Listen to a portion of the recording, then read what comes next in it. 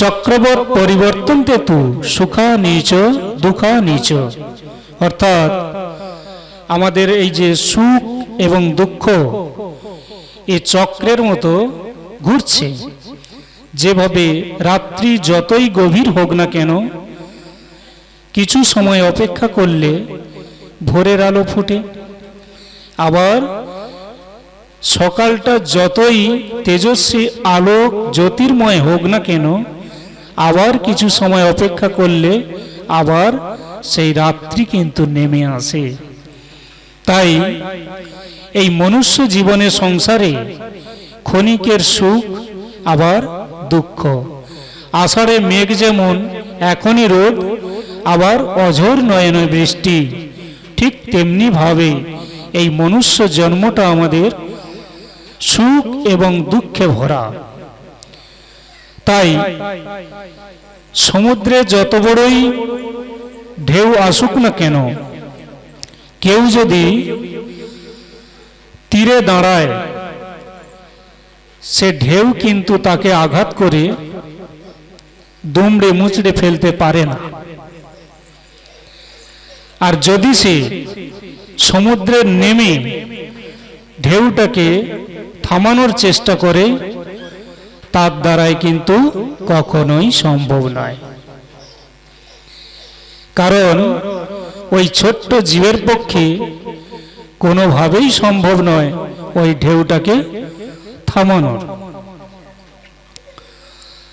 তাই সেই কারণে এই সংসার রূপ যে মহাসমুদ্র, এই মহাসমুদ্রে আমরা দিনের পর দিন বড় বড় দুঃখ জ্বালা যন্ত্রণা সব কিছুই আমরা ভোগ করছি। কেন না সংসারে মজে আছি, মেতে আছি। তাই আর যদি আমরা এই সংসারটাকে রেখে একটু তীরে উঠে দাঁড়াই, অর্থাৎ সাধুগুরু বৈষ্ণবের চরণাশ্রয় করি,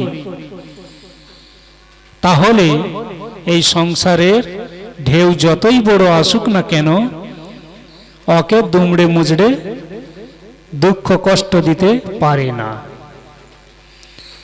তাই সংসার কিভাবে ত্যাগ হবে, কিভাবে বৈরাগ্য লাভ হবে, কিভাবে চেতনার চৈতন্য জাগ্রত হবে, কিভাবে আমরা সেই সচিদানন্দ পরমেশ্বরকে বুঝতে পারবো, কিভাবে আমি সেই শান্তির জায়গায় পৌঁছাতে পারবো।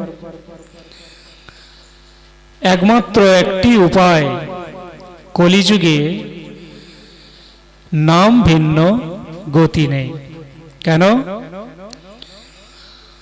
হরের নাম হরের নাম হরের নামৈব কেবলম, কালো নাস্তেব্য নাস্তেব্য নাস্তেব্য গতিরন্যতা। অতএব এই কলিযুগে নাম ভিন্ন গতি নেই। তো কলিযুগে নাম ভিন্ন গতি নেই, কিন্তু সে নামটাও বা কি? যারা কৃষ্ণ ভজন করে তারা বলবে হরে কৃষ্ণ কৃষ্ণ কৃষ্ণ হরে হরে, হরে রাম রাম রাম হরে হরে। এই নাম করলে কলির জীব মুক্তি হয়ে যাবে। কিন্তু যারা হরে কৃষ্ণ বলে না, যারা আল্লাহ বলে, তাহলে তারা কি মুক্তি পাবে না? তারাও তো কলির জীব না, তারা সত্যযুগের জীব। তাহলে তারাও কলির জীব। যারা কৃষ্ণ ভজছে তারাও কলির জীব, যারা গডকে সাধন করছে তারাও কলির জীব। তাহলে যারা গড বলে ডাকছে তারা কিভাবে মুক্তি পাবে? ভগবান তো মানুষকে এইভাবে জাতিভেদ করে পাঠিয়ে দেন না। ভগবান কেবলই তার অংশ জীবাত্মা, অর্থাৎ ভগবান হচ্ছেন পরমাত্মা, তার সূক্ষ্ম অংশ হচ্ছে আমরা জীবাত্মা। তাহলে আমরা তার অংশ। তাহলে আমরা যদি তার অংশ হই,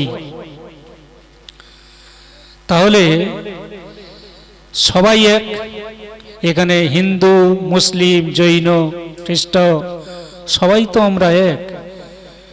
একই বৃন্তে দুইটি কুসুম, হিন্দু মুসলমান, মুসলিম যার নয়নমণি, হিন্দু তাহার প্রাণ।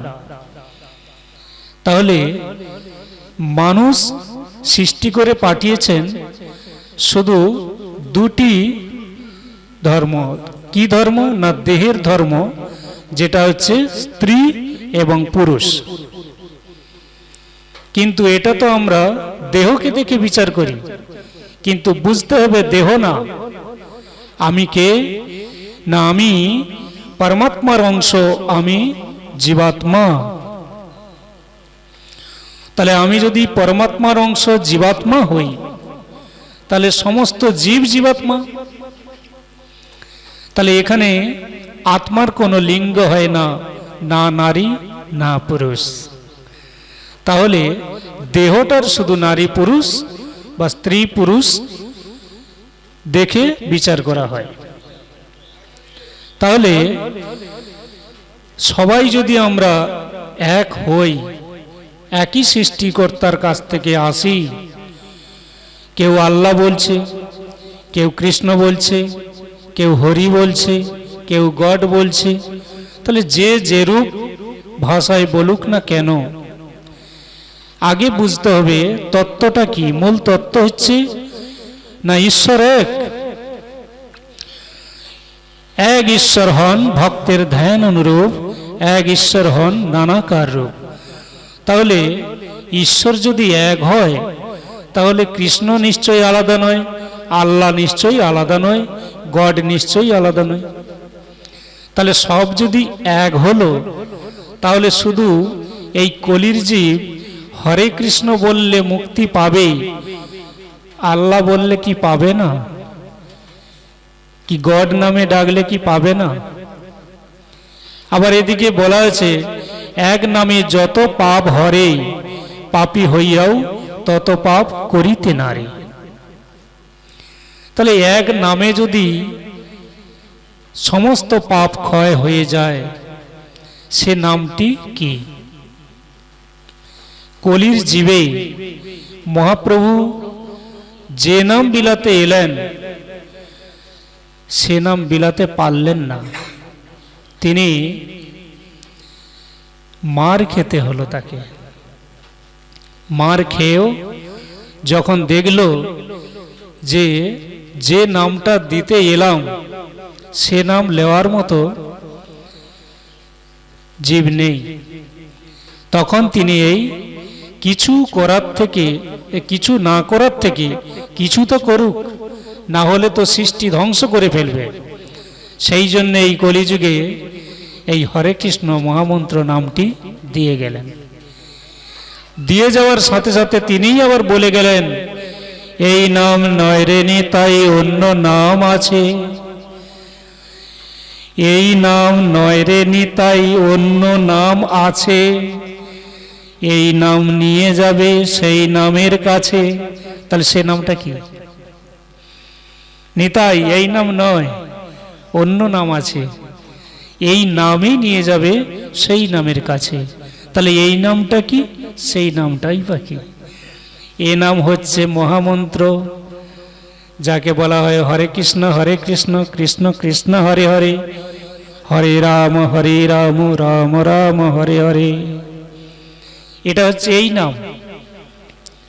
তাহলে আরেকটা নাম আছে, সেটা এক নাম। আর এটাকে কি নাম বলা হয়?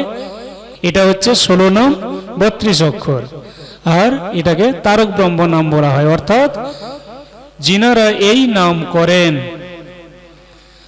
তারা ব্রহ্ম পর্যন্ত তারণ করতে পারবে, তার বাইরে আর না।